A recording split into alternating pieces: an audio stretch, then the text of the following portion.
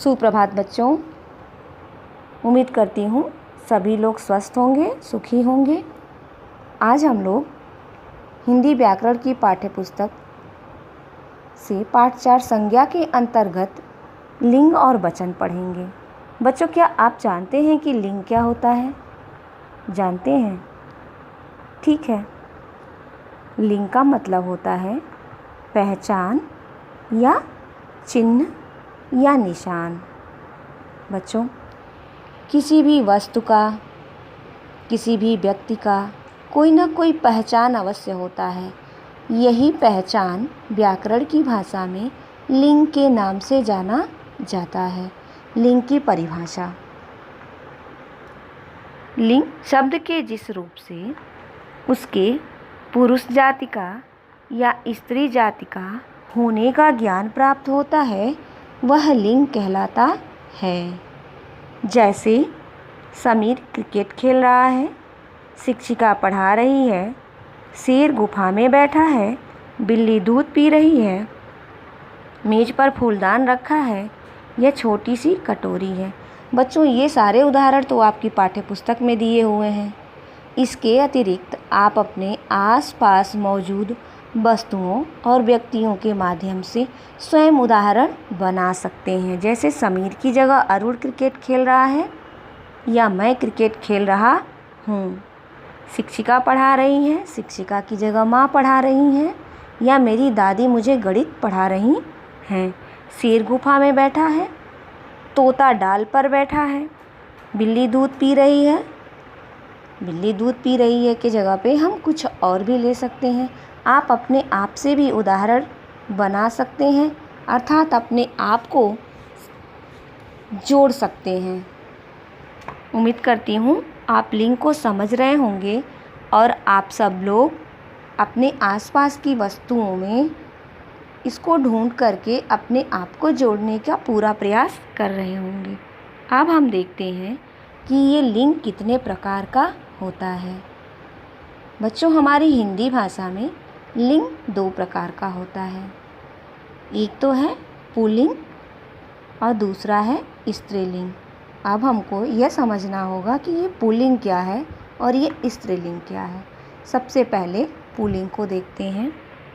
Pulling शब्द के जिस रूप से उसके पुरुष जाति का बोध होता है, उसको पुल्लिंग कहते हैं।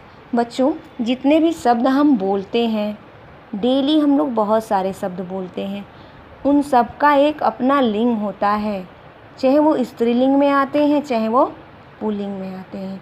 तो जो शब्द पुल्लिंग में बोले जाते हैं, पुरुष जिसका वो होता है, वो पुल्लिंग कहलाते हैं। जैसे समीर, समीर क्या है? पुल्लिंग है। अरुण क्या है? पुल्लिंग है। मोहन क्या है? पुल्लिंग है। रमा क्या है? स्त्रीलिंग है। उमा क्या है? स्त्रीलिंग है। निर्मला स्त्रीलिंग है। गाय भी स्त्रीलिंग है। शेर पुल्लिंग है। बिल्ली स्त्रीलिंग है और मेज पुल्लिंग है। बहुत सारे ऐसे शब्द आपको मिल जाएंगे जो आपको पुल्लिंग और स्त्रीलिंग में होंगे। आप नित्य प्रति अपनी दिनचर्या में बोलते रहते हैं उन शब्दों को। ध्यानपूर्वक देखा कीजिए तो आपको ये कभी भूलेगा भी नहीं। जैसे कमरा, घर, मेज आदि शब्द पुल्लिंग हैं। अब हम स्त्रीलिंग को देखेंगे कि स्त्रीलिंग क्या होता है। स्त्रीलिंग की परिभाषा शब्द के जिस रूप से उसके स्त्री जाति के होने का बोध हो, उससे स्त्रीलिंग कहा जाता है। जैसे शब्द के जिस रूप से यह पता चले कि वह स्त्री जाति का है, वह स्त्रीलिंग कहलाता है। जैसे बच्चों, बिल्ली, कटोरी, शिक्षिका, गाय, घोड़ी, शेरनी, ऐसे बहुत सारे उदाहरण हैं जो स्त्रीलिंग के अंतर्गत आते हैं। आप जानते भी होंगे। अब हम ऐसे शब्दों के बारे में जानेंगे जिनको पुल्लिंग और स्त्रीलिंग रूप बनाए जाते हैं। जैसे पिता से माता स्त्रीलिंग बनेगा, लड़का पुल्लिंग से लड़की बनेगा, बेटा से बेटी स्त्रीलिंग बनेगा। ऐसे ही कुछ पशु पक्षियों के भी नाम हैं। बाघ से बाघिन, ऊँट से ऊँटनी, हंस से हंसिनी, भैंसा से भैंस और मोर से मोरनी, चिड़ा से चिड़िया और चूहा से चूहिया, कबूतर से कबूतरी आदि। बच्चों, आपकी पाठ्य पुस्तक में तो कुछ शब्द दिए हुए ही हैं। इसके अतिरिक्त आप अपने आप से अपने आसपास घर में मौजूद वस्तुओं के माध्यम से स्त्रीलिंग और पुल्लिंग को छांटने का प्रयास कीजिए। जैसे आप थाली में खाना खाते हैं, थाली, कटोरी, चम्मच, गिलास, सबका अपना अपना लिंग है। ये आप सोचिए कि इसका क्या लिंग होगा। मैंने आपको अभी पढ़ाया है ना लिंग, तो आप खुद से ये देखेंगे कि इन वस्तुओं का जो हमारे घर में है उनका कौन सा लिंग होगा। बच्चों, क्या आप जानते हैं हमारे शरीर के अंगों का भी लिंग होता है? जैसे आँख, नाक, कान, हाथ, पैर, सबका। जैसे आँख क्या है? आँख स्त्रीलिंग है, नाक स्त्रीलिंग है, जबकि कान पुल्लिंग है, पैर पुल्लिंग है, हाथ पुल्लिंग है। और बच्चों, दांत भी पुल्लिंग है, पर दांत के साथ रहने वाली जीभ क्या है? स्त्रीलिंग है। ऐसे हम बहुत से शब्दों को जान सकते हैं, हम अपना ज्ञान बढ़ा सकते हैं। हमने तो आपको बहुत थोड़ा पढ़ाया, किंतु आपको बहुत ज़्यादा पढ़ना है। अपने आप से उदाहरण बनाना है, खुद को तैयार करना है। बच्चों, हम उम्मीद करते हैं कि आपको पाठ समझ में आ गया होगा। अब हम ये देखते हैं कि हमने इस पाठ में क्या जाना। हमने जाना शब्द के जिस रूप से उसके पुरुष अथवा स्त्री जाति का होने का ज्ञान प्राप्त होता है उसे लिंग कहते हैं। और ये लिंग दो प्रकार का होता है, पुल्लिंग और स्त्रीलिंग। लिंग कितने प्रकार का होता है बच्चों? दो प्रकार का। और भी हम कुछ जानते हैं। पुल्लिंग और स्त्रीलिंग शब्दों के साथ आने वाले क्रिया के शब्दों का रूप भी बदल जाता है। देखिए, पुल्लिंग बकरा घास खा रहा है, और जब हम उसी को स्त्रीलिंग में बोलेंगे तो बोलेंगे बकरी घास खा रही है। तो क्रिया का भी परिवर्तन लिंग के साथ हो जाता है। अगर क्रिया पुल्लिंग की है, अगर संज्ञा पुल्लिंग है तो उसकी क्रिया भी पुल्लिंग होगी, और अगर संज्ञा स्त्रीलिंग की है तो उसकी क्रिया भी स्त्रीलिंग होगी। अपनी पाठ्य पुस्तक में दिए हुए अभ्यास प्रश्न को आप पाठ्य पुस्तक की सहायता से हल करेंगे। बच्चों, लिंग के पश्चात अब हम वचन पढ़ेंगे। बच्चों, क्या आप जानते हैं कि वचन शब्द का क्या अर्थ होता है? यही ना, वादा, प्रॉमिस। वचन देना मतलब वादा करना, प्रॉमिस करना। जैसे कि राजा दशरथ ने राम को वचन दिया था। अभी आपने रामायण देखा था ना? रामायण में राजा दशरथ ने वचन देने के कारण ही राम को वन भेजा। अगर वो वचन नहीं दिए होते, वादा नहीं किए होते, तो राम को वन नहीं जाना पड़ा होता।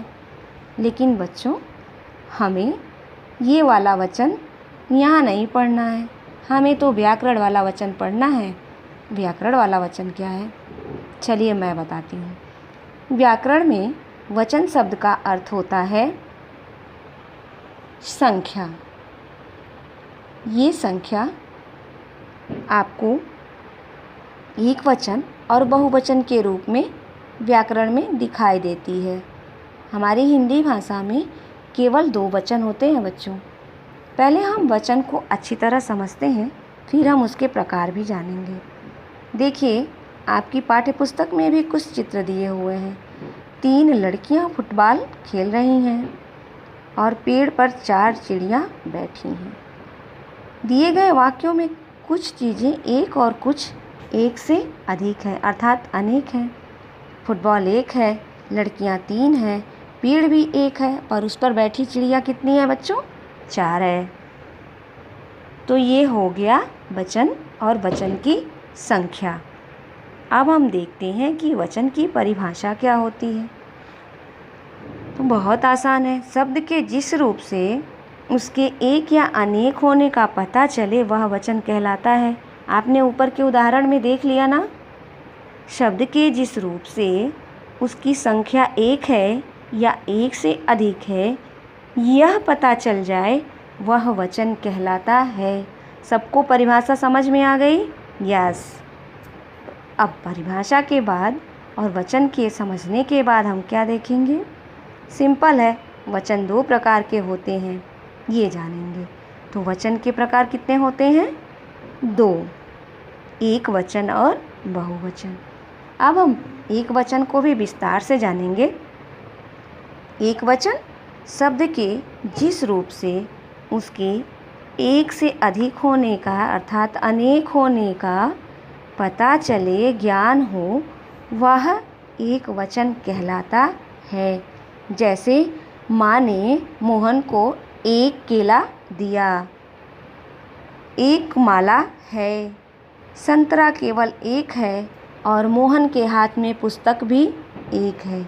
यहाँ पर सभी संख्याएं एक ही का ज्ञान करा रही हैं बच्चों, इसलिए यह एक वचन है।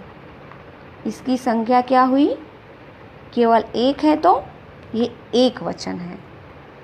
और बहुवचन क्या होता है यह भी जानिए। शब्द के जिस रूप से उसके एक से अधिक होने का पता चलता है, ज्ञान होता है, जानकारी मिलती है, वह बहुवचन के नाम से जाना जाता है। बहु का मतलब ही होता है अनेक। तो बहु जब वचन के साथ लग गया तो एक से अनेक का ज्ञान कराने लगा। जैसे औरतें, मालाएं, संतरे, पुस्तकें। बहुत सारी औरतें बैठी हैं। मोहन के हाथ में बहुत सी मालाएं हैं। टोकरी में बहुत सारे संतरे हैं। लाइब्रेरी में बहुत सारी पुस्तकें हैं। शब्दों के एक वचन और बहुवचन रूप को भी हमें समझना चाहिए। देखिए, एक वचन से बहुवचन कैसे बनता है। जैसे 1 केला है तो केवल केला रहेगा। अब 1 से ज़्यादा केला है तो वो हो जाएगा केले। ऐसे ही और भी शब्द हैं। चूहा, चूहे, बस्ता, बस्ती, छाता, छाते, पैसा, पैसे, पत्ता, पत्ते आदि। बहुत सारे ऐसे शब्द हैं जिन्हें आप एक वचन से बहुवचन में बना सकते हैं। इसके अतिरिक्त कुछ ऐसे भी शब्द हैं जिनका रूप नहीं बदलता है। जैसे एक वचन से बहुवचन में बदलते समय कुछ संज्ञा शब्दों का रूप बदलता नहीं है, उसमें कोई परिवर्तन नहीं होता है। जैसे आम, सेब, पेड़, साधु। ऐसे बहुत सारे शब्द हैं बच्चों जो एक वचन में ही प्रयोग किए जाते हैं। अगर उनका बहुवचन बनाना है तो उनके साथ संख्या जोड़नी पड़ती है। देखिए, 1 आम, अब बहुवचन 2 आम। 1 सेब, बहुवचन 5 सेब। 1 पेड़, कई पेड़। 1 साधु, कई साधु। ऐसे आप बहुत सारे शब्दों का निर्माण स्वयं भी कीजिए। अब आपने इस पाठ को पढ़कर क्या जानकारी हासिल की? तो हमने जाना शब्द के जिस रूप से उसके एक या अनेक होने का पता चलता है वह वचन कहलाता है। एक वचन से बहुवचन में बदलते समय कुछ संज्ञा शब्दों का रूप बदलता नहीं है, उसमें परिवर्तन नहीं होता है। जैसे आम, सेब, पेड़, साधु आदि शब्द हैं।